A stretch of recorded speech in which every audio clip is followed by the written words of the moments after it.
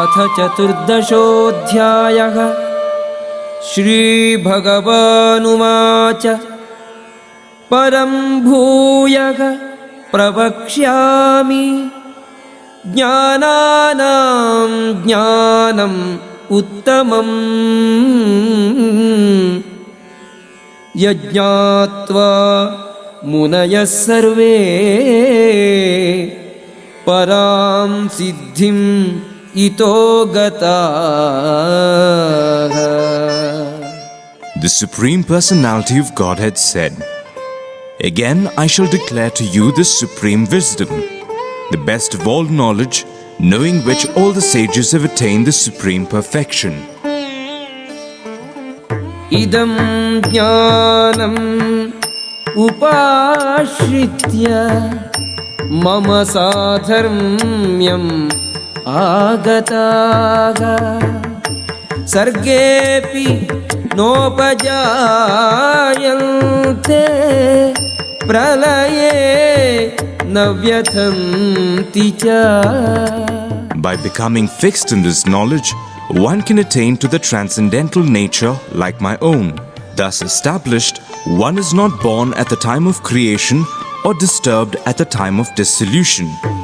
Mama yonihi mahad brahma tasmil garbham dadhamyaham sambhavaha sarvabhutanam tato bhavati bharata. The total material substance called Brahman is the source of birth, and it is that Brahman that I impregnate, making possible the births of all living beings, O son of Bharata.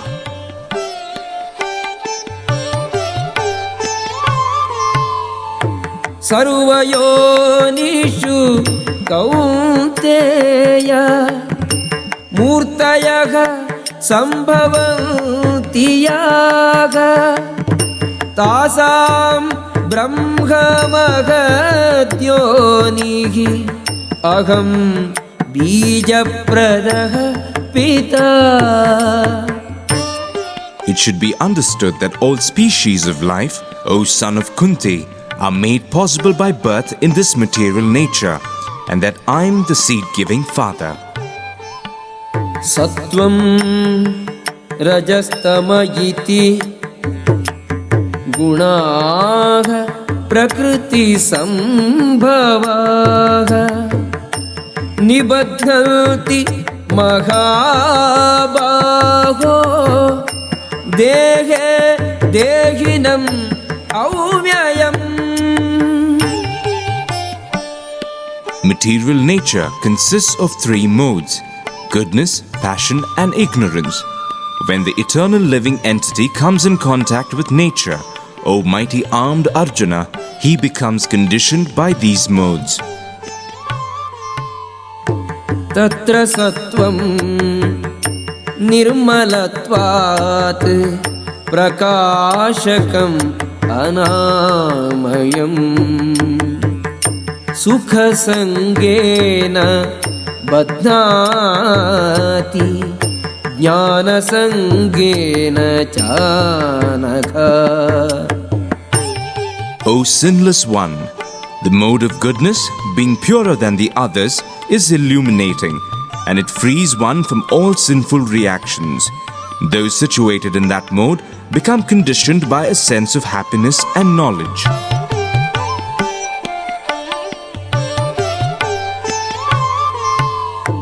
Rajo ragatmakam vidhi trishna sangasamudbhavam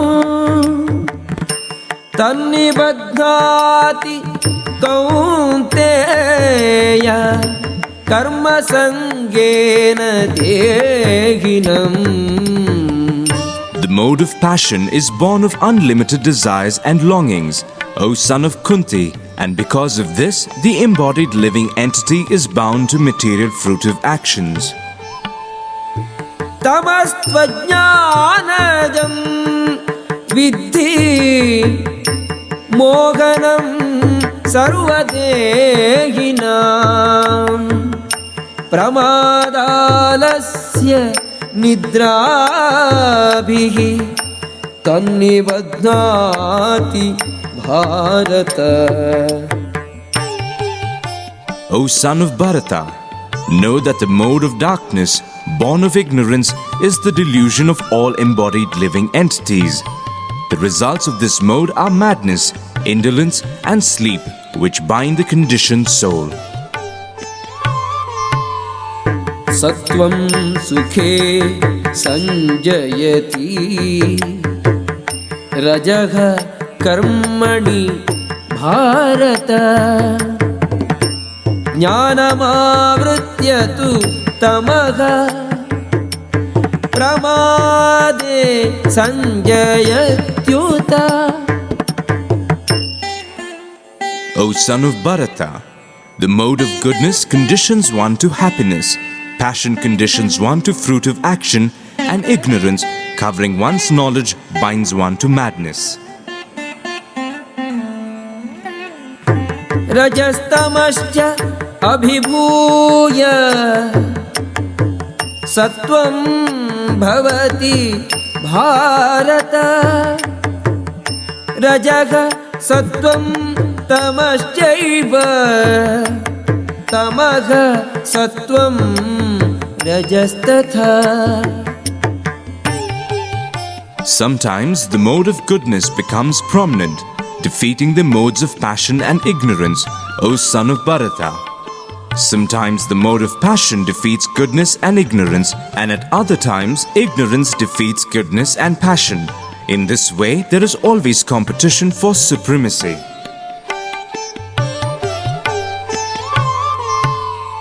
सर्वद्वारेषु देहेऽस्मिन् प्रकाशः उपजायते. ज्ञानं यदा तदा विद्यात् विवृद्धं सत्वम् इत्युत. The manifestations of the mode of goodness can be experienced when all the gates of the body are illuminated by knowledge.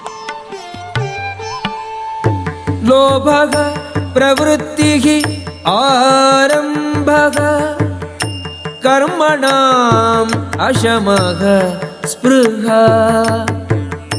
रजसि एतानि जायन्ते विवृद्धे भरतर्षभा.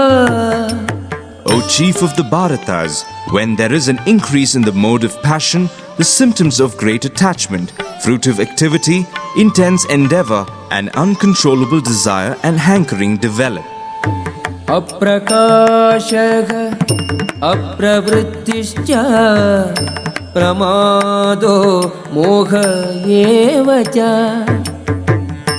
तमसि एतानि जायन्ते विवृद्धे कुरु नन्दन. When there is an increase in the mode of ignorance, O son of Kuru, darkness, inertia, madness, and illusion are manifested. यदा सत्त्वे प्रवृद्धे तु प्रलयं याति देहभृत्. तदोत्तमविदां लोकान् अमलान् प्रतिपद्यते. When one dies in the mode of goodness, he attains to the pure higher planets of the great sages. रजसि प्रलयं गत्वा कर्मसङ्गिषु जायते. तथा प्रलीनः तमसि मूढयोनिषु जायते. When one dies in the mode of passion, he takes birth among those engaged in fruitive activities. And when one dies in the mode of ignorance, he takes birth in the animal kingdom. कर्मणः सुकृतस्याहुः सात्विकं निर्मलं फलम् रजसस्तु फलं दुःखम् अज्ञानं तमसः फलम्. The result of pious action is pure and is said to be in the mode of goodness. But action done in the mode of passion results in misery, and action performed in the mode of ignorance results in foolishness. सत्त्वात् संजायते ज्ञानं रजसो लोभ एव च प्रमादमोहो तमसो भवतो ज्ञानमेव च. From the mode of goodness, real knowledge develops. From the mode of passion, greed develops. And from the mode of ignorance develops foolishness, madness and illusion. ऊर्ध्वं गच्छन्ति सत्त्वस्थाः मध्ये तिष्ठन्ति राजसाः जघन्यगुणवृत्तिस्थाः अधो गच्छन्ति तामसाः. Those situated in the mode of goodness gradually go upward to the higher planets. Those in the mode of passion live on the earthly planets, and those in the abominable mode of ignorance go down to the hellish worlds. नान्यं गुणेभ्यः कर्तारं यदा द्रष्टानुपश्यति गुणेभ्यश्च परं वेत्ति मद्भावं सोऽधिगच्छति. When one properly sees that in all activities no other performer is at work than these modes of nature, and he knows the Supreme Lord, who is transcendental to all these modes, he attains my spiritual nature. गुणान् एतानतीत्यत्रीन् देहि देहसमुद्भवान् जन्म मृत्यु जरा दुःखैः विमुक्तो अमृतमश्नुते. When the embodied being is able to transcend these three modes associated with the material body, he can become free from birth, death, old age and their distresses, and can enjoy nectar even in this life. Arjuna uvacha कैर्लिङ्गैः त्रीन् गुणान् एतान् अतीतो भवति प्रभो किमाचारः कथं चैतान् त्रीन् गुणान् अतिवर्तते.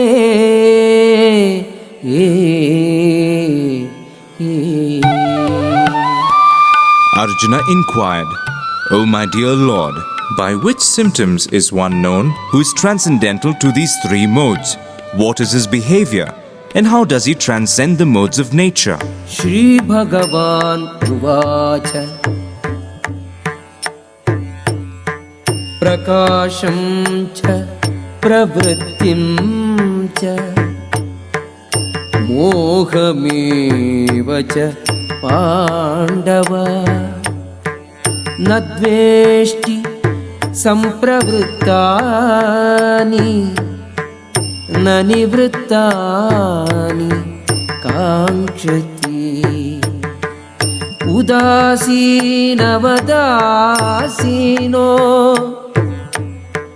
गुणैर्यो न विचाल्यते गुणा वर्तन्त इत्येव योऽवतिष्ठति नेङ्गते.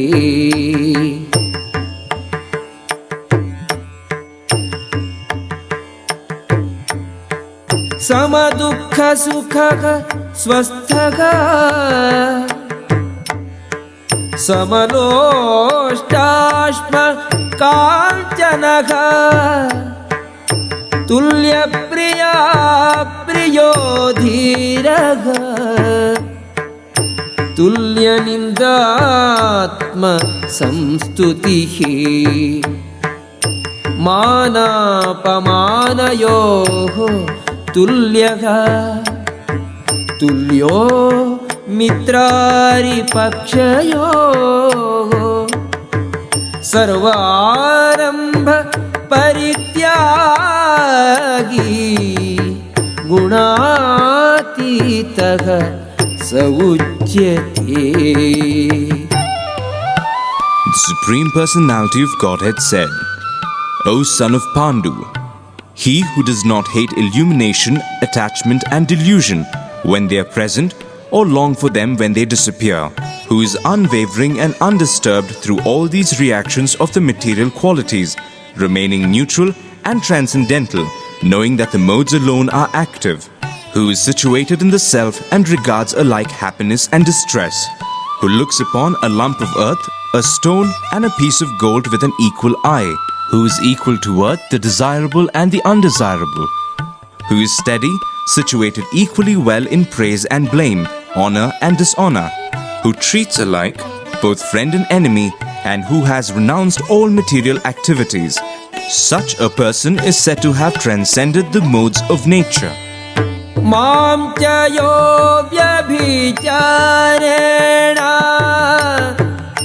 भक्तियोगेन सेवते सगुणान् समतीत्यैतान् ब्रह्मभूयाय कल्पते. One who engages in full devotional service, unfailing in all circumstances, at once transcends the modes of material nature and thus comes to the level of Brahman. ब्रह्मणो हि प्रतिष्ठाहम् अमृतस्य अव्ययस्य च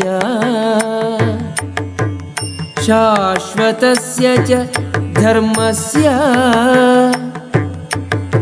सुखस्यैकान्तिकस्य च. And I am the basis of the impersonal Brahman, which is immortal, imperishable and eternal, and is the constitutional position of ultimate happiness.